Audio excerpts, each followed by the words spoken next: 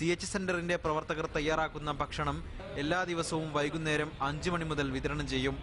CH centre വളണ്ടിയർമാർ വാർഡുകളിലെത്തി നൽകുന്ന ടോക്കണുമായി എത്തിയാൽ ഇവിടെ നിന്നും ഭക്ഷണം സൗജന്യമായി ലഭിക്കും.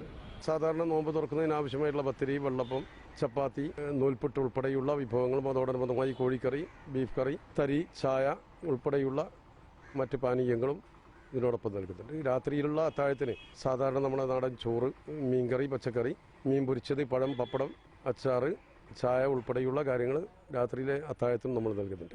മെഡിക്കൽ കോളേജിലെ മുഴുവൻ രോഗികൾക്കും കൂട്ടിരിപ്പുകാർക്കും കഴിഞ്ഞ 13 വർഷമായി CH സെന്റർ ഭക്ഷണം നൽകുന്നുണ്ട്. 2000 പേർക്കുള്ള ഭക്ഷണമാണ് ഇവിടെ ദിവസവും വിതരണം ചെയ്യുന്നത്. ഒരു 2 ലക്ഷം രൂപ പ്രതിദിനം ചെലവ് വരുന്ന രൂപത്തിലാണ് റമദാൻ മാസമായാലുള്ളത്. അല്ലാത്ത കാലയളവിൽ 1.5 ലക്ഷം രൂപ പ്രതിദിനം നമ്മളെ സംബന്ധിച്ചിടത്തോളം ചെലവുണ്ട്.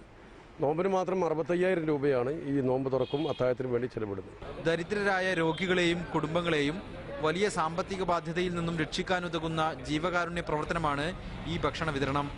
മാതൃഭൂമി ന്യൂസ്, കോഴിക്കോട്.